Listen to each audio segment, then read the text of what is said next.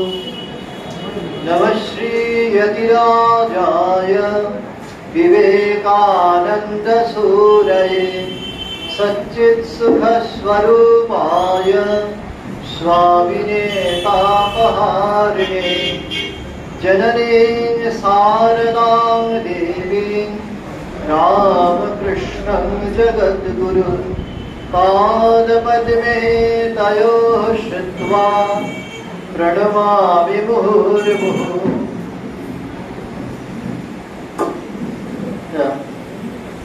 সর্বাগ্রে দিব্যত্রয়ীকে প্রণাম জানাই। আশ্রমের সঙ্গে সংশ্লিষ্ট সমস্ত সেবক মণ্ডলীকে নমস্কার জানাই, শ্রদ্ধা জানাই। দুজন বর্ষিয়ান মহারাজ প্রবীণ সন্ন্যাসী এই মুহূর্তে আশ্রমে উপস্থিত রয়েছেন, তাদেরও চরণে ভূমিষ্ঠ প্রণাম জানাই। শ্রদ্ধেয় গৌরবাবু এবং তার সহযোগী সমস্ত অনুষ্ঠান সঞ্চালক পরিচালক সকলকে নমস্কার ও শ্রদ্ধা জানাই। অনুষ্ঠান শুরু করতে একটু দেরি করলাম, আমি আসতে একটু দেরি হয়ে গেল, কিন্তু শেষটা একই সময় করবো এই কমিটমেন্ট নিয়ে শুরু করেছি। তার একটা ব্যঞ্জনা রয়েছে, তার তাৎপর্য রয়েছে।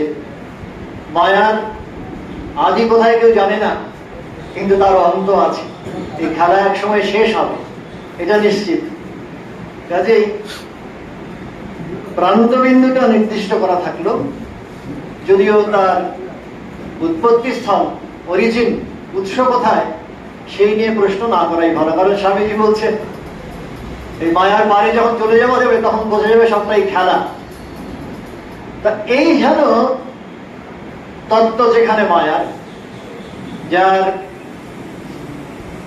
আদি আছে, আদি জানালেই অন্ত আছে, এটা নিশ্চিত। সেটা জেনে শুনে স্বামীজি কেন এই মায়ার জগতে, মায়িক জগতে এই রামকৃষ্ণ মিশন প্রতিষ্ঠা করলেন? মায়ার সঙ্গে খেলায় আবার সম্পৃক্ত হলেন, এই প্রশ্ন আমাদের মনে জাগতেই পারে। তো তার একটা উত্তর রবীন্দ্রনাথের শাহজাহান কবিতায় একেবারে প্রথম দিকের একটা লাইনে আমরা খুঁজে পেতে পারি। একথা জানিবে তুমি ভারতীশ্বর শাহজাহান, কালস্রোতে ভেসে যায় জীবন যৌবন ধনবান। জীবন যৌবন ধনবান সব উড়ে যাবে, শুধু তবু অন্তর বেদনা চিরন্তন হয়ে থাক সম্রাটের, এ ছিল সাধনা। তো এই অন্তর বেদনা শ্রীরামকৃষ্ণের নিশ্চিতভাবেই ছিল, এবং সেই কারণেই তিনি অবতীর্ণ হয়েছিলেন। আমার আপনার আমজনতার কথা ভেবেই কলকাতার মানুষগুলো পোকার মতো কিলবিল করছে, মাকে বলেছিলেন তুমি তাদের দেখো। আবার বাচ্চা থেকে যখন একদিন ফিরছেন শৌচ করে দক্ষিণেশ্বরে, তখন ঝাউতলায় একেবারে হাউ হাউ করে কেঁদেছিলেন কলকাতার দিকে তাকিয়ে, আর বলেছিলেন যদি এই মানুষগুলোর সহায়তার জন্য, এদের মুক্তি লাভের জন্য যদি 1000টা জন্ম ফিরে আসতে হয় তাহলেও তিনি রাজি আছেন। তো এই হয়তো শ্রীরামকৃষ্ণ নরেন্দ্রনাথের মুক্তি সাধনায় যে বাদ সাধবেন, এতে অবাক হবার কোনো কারণ নেই। যিনি রানাঘাট কয়লা ঘাটায় গিয়ে তারপর বৈদ্যনাথ ধামে গিয়ে মানুষের দুর্দশা দেখে অশ্রু মোচন করেন, নিজের মুক্তি সাধনায় নিরত নরেন্দ্রনাথকে তিনি যে ভর্ৎসনা করবেন, কোথায় ভেবেছিলাম তুই বিশাল বটবৃক্ষের মতো হবি, তা না হয়ে তুই কিনা শুধু নিজের মুক্তি চাস, এটা নিশ্চিতভাবেই স্বাভাবিক। নরেন্দ্রনাথ অবতীর্ণ হচ্ছেন, তার লীলায় সান্নিধ্য দেবেন, তার লীলা সঙ্গী হবেন, এটা যখন তিনি দিব্য দর্শনে অনুভব করেছিলেন। আর তারপরে পরে অখণ্ডের ঘরের ঋষি নরেন্দ্রকে যখন দেখেছিলেন সিমলায় অবতীর্ণ হয়েছেন, কাশীধাম থেকে একটা জ্যোতির রেখা এসে শিমলেপল্লীতে আশ্রয় নিয়েছে, জ্যোতির ঘর মূর্তিতে এই শিব যেন নরতনু ধারণ করেছেন, এইটা যখন দর্শন করেছেন শ্রীরামকৃষ্ণ, এবং তার পরে পরে যখন সাকার মূর্তিতে মানুষী বিগ্রহে নরেন্দ্রনাথকে সামনাসামনি দেখছেন, নরেন্দ্রনাথ এসে জিজ্ঞেস করছেন আপনি কি ঈশ্বরকে দেখেছেন ইত্যাদি, সে প্রসঙ্গ তো আপনাদের সকলের জানাই আছে। তো তখন অদ্ভুত প্রার্থনা শ্রীরামকৃষ্ণের, মা ওকে মায়ায় বদ্ধ করো। অদ্ভুত ব্যাপার, একজন গুরু তার শিষ্যকে কোথায় মুক্ত করার জন্য, তার মুক্তির দানের জন্য ব্যাকুল হবে তা নয়, প্রার্থনা হচ্ছে মা ওকে মায়ায় বদ্ধ করো। তা এইভাবে মায়াতীত সত্তাকে মায়াধীন করে নেওয়া, তার লীলায় অংশগ্রহণের জন্য, লীলায় পরিপুষ্টি সাধনের জন্য তাকে আবার এই মানুষের জগতে, মানুষের মাঝে ফিরিয়ে নিয়ে আসা, এ অদ্ভুত সাধনা শ্রীরামকৃষ্ণের। এবং নরেন্দ্রনাথের এই উত্তর জীবনে আমরা যখন দেখছি কন্যাকুমারীতে দেশের, ভারতবর্ষের শেষ শিলাখণ্ডে বসে অদ্ভুত ধ্যান, অদ্ভুত প্রার্থনা নিরন্তর চলছে। ভূভারতের এই দৈন্য পরিক্লিষ্ট জনতা, তাদের অভাব মোচনের জন্য, তাদের দৈন্য থেকে পরিত্রাণের জন্য তিনি পথ সন্ধান করছেন, কফপন্থা। তখন আসলে আমরা বুঝতে পারি এর সবটাই শ্রীরামকৃষ্ণের সত্তা থেকেই নিশ্চিতভাবে অনুপ্রবিষ্ট হয়েছে নরেন্দ্রনাথের আকাশ তুল্য তার হৃদয়ে। মঠের নিয়মাবলী প্রণয়ন করতে গিয়ে শ্রীরামকৃষ্ণকে স্মরণ করে স্বামীজি লিখেছিলেন, আকাশের যে উদার, সমুদ্রের যে গভীর, এই হচ্ছে শ্রীরামকৃষ্ণের সত্তা। আবার বলেছিলেন যে এই স্থূল শরীরে এই যুগে শ্রীরামকৃষ্ণ প্রকটিত হবেন সংঘকে অবলম্বন করি, সংঘই হচ্ছে তার শরীর। এইটা করে নিশ্চিতভাবে আমার আপনার মতো যারা উত্তর সাধক, তাদের জন্য গুরু সেবার একটি স্থান প্রশস্ত করে দিয়েছেন নরেন্দ্রনাথ স্বামীজি। এ বলার কোনো অপেক্ষা রাখে না। প্রত্যক্ষত গুরুর সান্নিধ্য লাভ করতে পারি না, এই আক্ষেপ আমাদের অনেকেরই হয়। তদ্বিদ্ধি প্রণিপাতেন পরিপ্রশ্নেন সেবায়া, গুরুর সেবা করে তবে গিয়ে ভগবান লাভ করা যায়, এটা ঘোষণা করছেন আমাদের শাস্ত্র, আমাদের গীতা। সুতরাং গুরুর ক্লোজেস্ট প্রক্সিমিটিতে, তার প্রত্যক্ষ সান্নিধ্যে আসতে পারলাম না, এই আক্ষেপ সাধকের মনে থাকতেই পারে। স্বামীজি বলে দিলেন সংঘই হচ্ছে তার শরীর। বিরাট বিপুলায়তন, ক্রমবর্ধমান যে শ্রীরামকৃষ্ণ শরীর, সেখানে আমি আপনি যদি স্থান পেয়ে থাকি, তাহলে নিশ্চিতভাবেই প্রত্যেকেরই তাকে সেবাদান করার ক্ষেত্রটিও হয়েছে প্রশস্ততর। শ্রীরামকৃষ্ণকে একেবারে সামনে থেকে অবলোকন করার সুযোগ পেয়েছিলেন স্বামীজি, এবং তার এই আকাশতুল্য হৃদয়টিকে তিনি অবলোকন করার, বীক্ষণ করার সুযোগ পেয়েছিলেন। বীক্ষণে মোহ যায়, ওই মোহ দূর করার কথা যখন বলছেন পরবর্তীকালে তার আরাত্রিক ভজনে, তখন নিশ্চিতভাবে এই দেহে সংকীর্ণ যে আমি, ছোট আমি থেকে বড় আমির সন্ধান, এইটিকেই নির্দেশ করছেন। তো শ্রীরামকৃষ্ণের কাছে গুরু, গীতা, গঙ্গা, এই তিনের কাছে তার উপলব্ধির বীজ সংগ্রহ করেছিলেন নরেন্দ্রনাথ। এইটি ভগিনী নিবেদিতা ব্যর্থহীন ভাষায় ঘোষণা করছেন। এবং সেই কারণে এই নরেন্দ্রনাথ, যিনি শ্রীরামকৃষ্ণের কাছ থেকে এহেন ভর্ৎসনা বাক্য শুনছেন, তুই কিনা নিজের মুক্তি চাস, তিনি আবার সমাধি সুখে নিরন্তর নিমগ্ন থাকতে চেয়েছেন, বারবার ধ্যানে বুঁদ হয়ে যাওয়ার চেষ্টা করছেন। আবার শ্রীরামকৃষ্ণ অথবা শ্রীরামকৃষ্ণ রূপ কালী যাই বলি না কেন, তারা তাকে যেন ধ্যান থেকে বুদ্ধিত করছেন, তাকে মানুষের মাঝে টেনে নিয়ে আসছেন। এহেন সংঘাত নরেন্দ্রনাথের মানসলোকে চলেছে নিত্য নিরন্তর। গাজীপুরে পওহারি বাবার সান্নিধ্যে গেছেন, সেখানে গিয়ে যোগ শিক্ষা করতে চেয়েছেন, আবার জগৎ ভুলে জগৎ অতীতের সন্ধান করতে চেয়েছেন। সেখানেও বারবার প্রকটিত হচ্ছেন শ্রীরামকৃষ্ণ। ওই পরবর্তীকালে শাখারপতি কবিতায় বলবেন, ক্রমান্বয়ে বারবার 21 বার এসে শ্রীরামকৃষ্ণ ধারা দিচ্ছেন এই কারণে যে তার একটি মিশন আছে। অবতার নেমে আসেন এই লোক সংগ্রহার্থায়, লোকহিতায়, তো কায় মনোবাক্যে জগৎহিতায় হইতে হইবে। স্বামীজি চিঠিতে লিখবেন, আত্মন মোক্ষ, তার সঙ্গে সঙ্গে জগৎহিত, মিলেমিশে একাকার হয়ে যাবে, এক মুদ্রার এপিঠ ওপিঠ বলে পরিগৃহীত হবে এই যুগে। নরেন্দ্রনাথের মধ্যে এই অদ্ভুত দোলাচল, অদ্ভুত দ্বৈত সত্তার সমাহার আমরা দেখতে পাই। সেই কারণে ওই আলমোড়ার কাছে গিয়ে কাঁকড়ি ঘাটে যখন সমাধিতে সুখের সন্ধান করেন, সেখানে আবার দেখতে পান তিনি আসলে এই বর্ণে বর্ণে নাইরে বিশেষ নিখিল জগৎ ব্রহ্মময়, অনুব্রহ্মাণ্ড আর বিশ্ব ব্রহ্মাণ্ড মিলেমিশে একাকার, প্ল্যান অফ ক্রিয়েশন আসলে ভিন্ন নয়, এক। তো সেই কারণে পরবর্তীকালে ওই জীবে প্রেম করে যেই জন, সেই জন সেবিছে ঈশ্বর, এটা নরেন্দ্রনাথের জীবনে যতখানি সত্য ততখানি সত্য তার প্রবর্তিত সংঘে।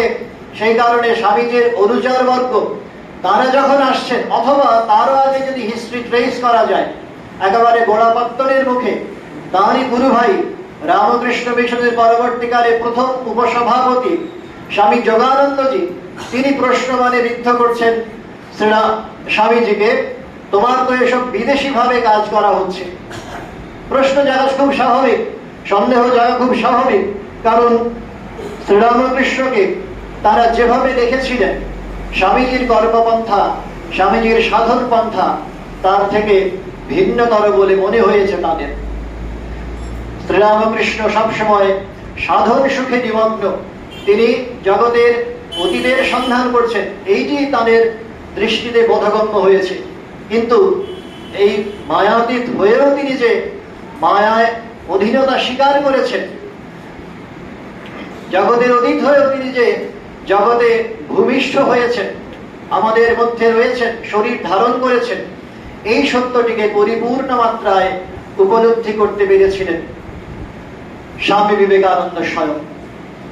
এবং সেই কারণে ওই বরানগর মঠ যখন প্রতিষ্ঠা হচ্ছে, তখন থেকেই দেখা যাচ্ছে তিনি বারবার ওই প্রচারমুখীনতা, স্বামীজির ঠাকুরের বাণী প্রচার করব, এই একটা ভাব তার মধ্যে নিশ্চিতভাবে ছিল।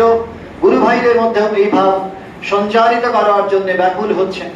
আবার ঠিক তার পরে পরে এই গুরু ভাই অখণ্ডানন্দজির সঙ্গে বেরিয়ে যাবেন, প্রব্রজ্জার জীবন অবলম্বন করবেন, এই সংকল্প গ্রহণ করছেন। মায়ের সামনে যখন যাচ্ছেন, গিয়ে বলছেন, মা যদি মানুষ হয়ে ফিরতে পারি তবেই, নয় তো এই। সঙ্গে সঙ্গে মা আবার বাদশাচ্ছেন, সে কি বাবা?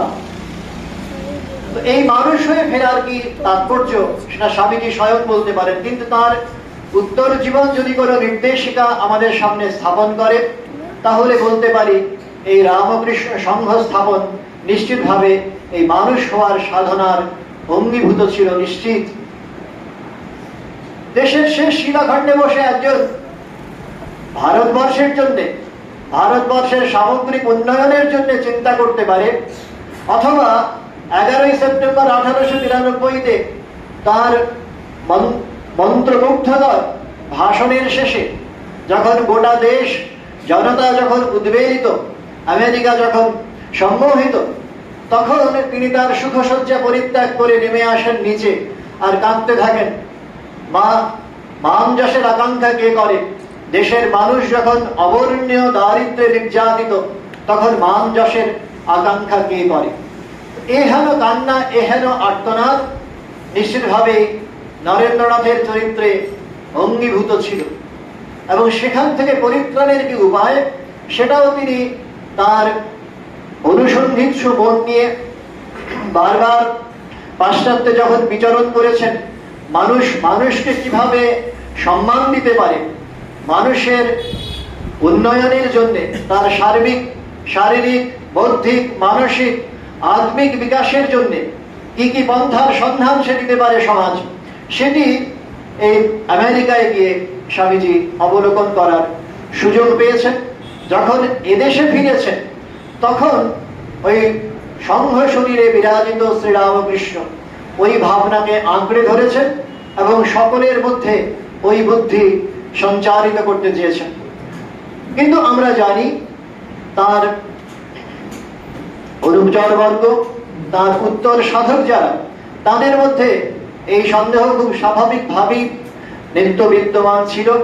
যেমন প্রকাশানন্দজি, বিরজানন্দজি, এদের স্বামীজি যখন পাঠাতে গিয়েছেন পূর্ববঙ্গে ভাবপ্রচারের জন্য বিরজানন্দজি অমত প্রকাশ করছেন খুব স্পষ্টভাবে, সাধন ভজনে ডুবে থাকবেন যেমনটি চেয়েছিলেন নরেন্দ্রনাথ। এবং সেই কারণে তারই উত্তর সাধক বিরজানন্দজি, তার মধ্যে এহেন দোদুল্যমান থাকা আমাদের দিক থেকে কিছুমাত্র বৈচিত্র্যের কিছু মনে হয় না।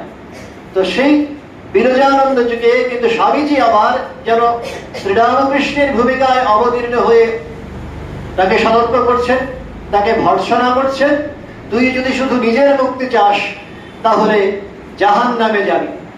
তারপর বিরজানন্দজি বলছেন, আমি কি জানি যে আমি বলবো?